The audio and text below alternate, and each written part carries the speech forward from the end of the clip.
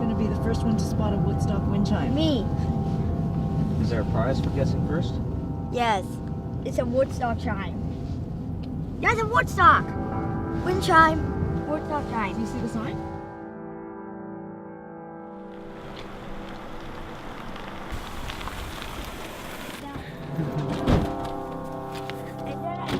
One thing with Tyler is that it's very difficult, if not impossible, to steer him away from one area of focus into another.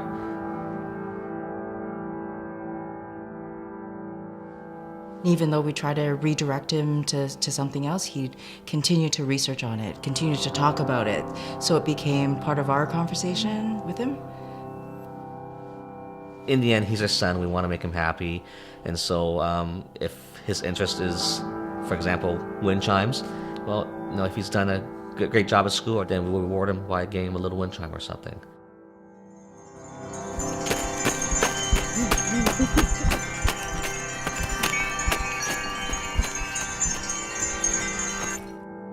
Look over Dad.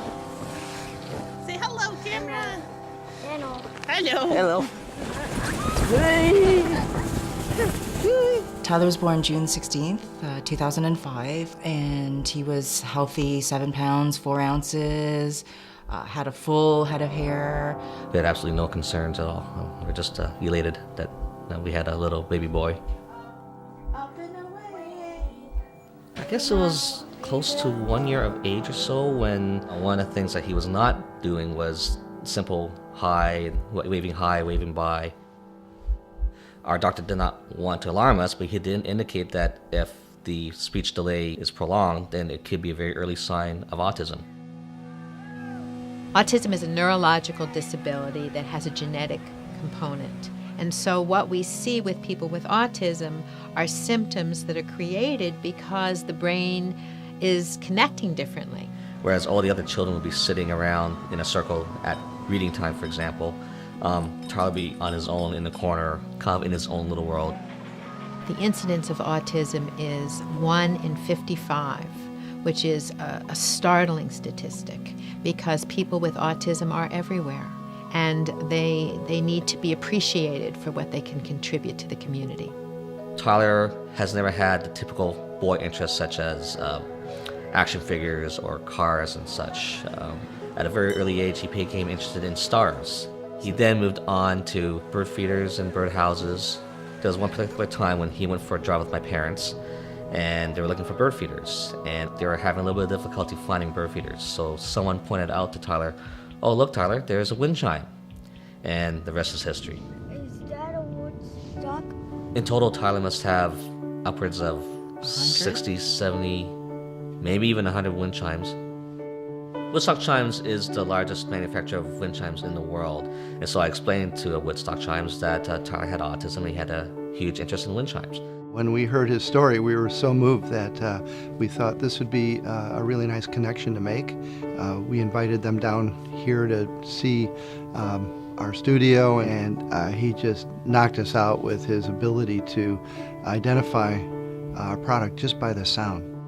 Tyler's a fascinating young man, and he has a lot of strengths. In his case, we could call it a savant skill because it's so much different than neurotypical functioning. And what he's able to do is to hear the sound of the large assortment of Woodstock chimes, and just by listening to it, identify which chime it is, which is a very unusual talent and quite a wonderful one. Tyler, come on over. Okay, yes. I'll go over. Go. Well, I have to admit I'm a little nervous. Normally I'd be just fine going up against an 8-year-old, but this is no ordinary 8-year-old. He knows more about my company than I think anybody does. He's a really bright young lad, and may the best man win. Stacey, ring the chimes.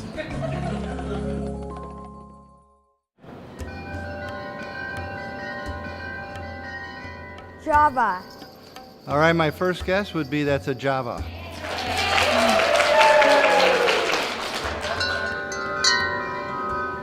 It's a little harder. Neptune? Neptune.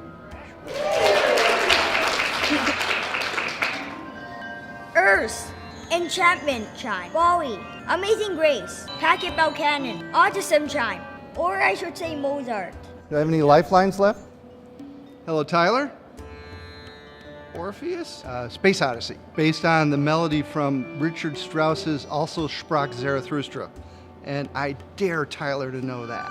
Space Odyssey. It's a small one.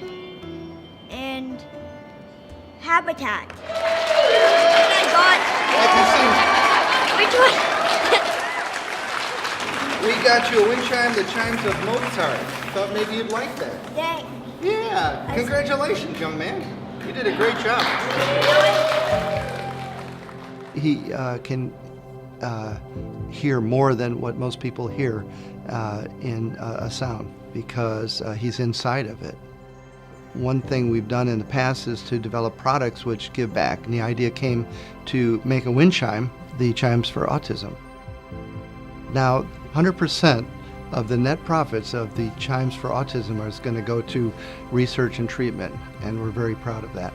We still have so many unanswered questions about autism, which is why the symbol that's on the chime is the puzzle piece. I'm incredibly touched that my son might have a little bit of peace in the research because of funding that the Autism Chime raises for autism research.